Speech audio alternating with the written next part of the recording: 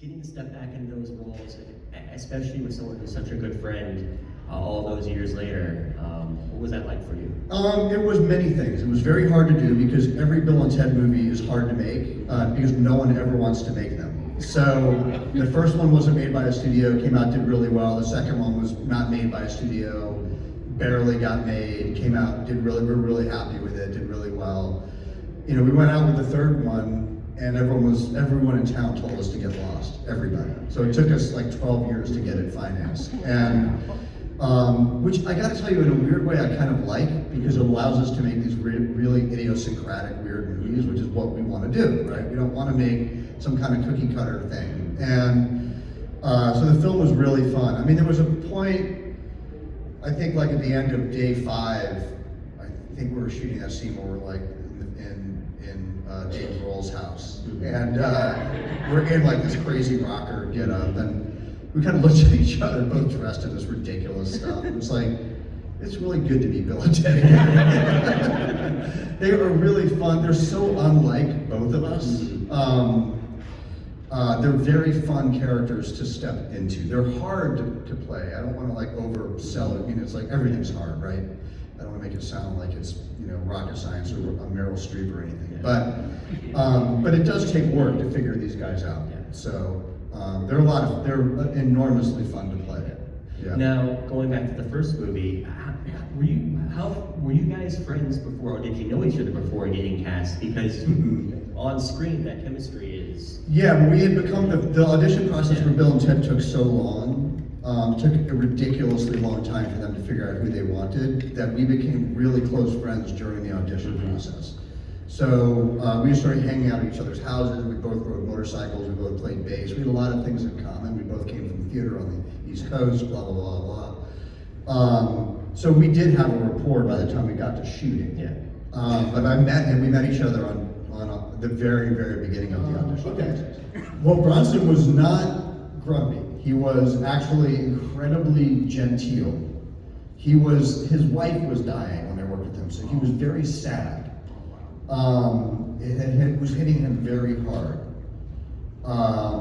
But he was really lovely. And kind of like I started in the industry at this weird time where everything's always changing, right? Like right now everything's changing again. But 70s into the 80s was sort of the end of one era and the beginning of another era of star. When I first came out to LA in 78 with The King and I was on tour with the Broadway run. We played the Pantages. I mean, every night was, because it was Yul Brynner, every night was like Lucille Ball, James Coburn, Natalie Wood. It was like all of old Hollywood. And when I moved out to LA, like maybe 3-4 years later, it was all over. It was like Chevy Chase was the biggest star in Hollywood, right? It was all the SNL folks. And so I'm really grateful that I got to work with that era of star, because they were different and they were all kind of larger than life in a way they're not anymore. And Bronson he was cut from that cloth, right? It was like working with a grand old, and he was incredibly gracious to us. They sort of young, scrappy New York theater actors, which is what we were. So I love working with him. I love working with Brynner for the same reason. Mr. T is a riot. I saw him recently. We were laughing about Freaked. Deep Boy this year was also in Freaked. We were laughing about it too. But I mean, T was amazing. You know, he was such a champ. He was like, he was in drag for the entire movie, but everyone was so reverential of him, you know, that we just, you know, we were so happy he was in the movie. We could have pinched ourselves every day. And he's an amazing human being. He's had a life and a half. Our next question. Hi.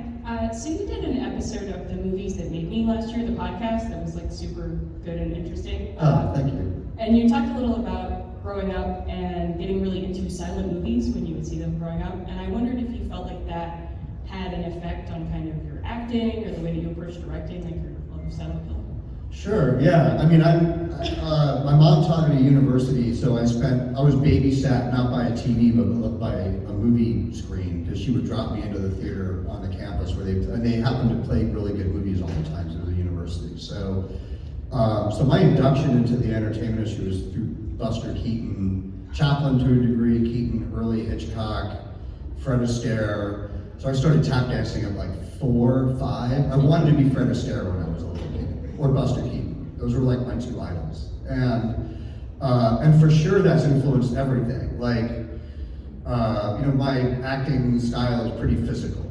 And my favorite thing to do is physical acting. So that's why I like all the prosthetic work.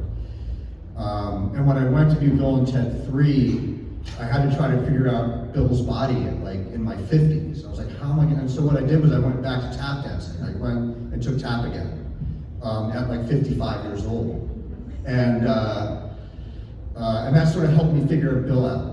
Because it kind of loosens your body, you end up kind of loosening it. So it's like all that stuff is just in my DNA. It's my favorite stuff in the world to do.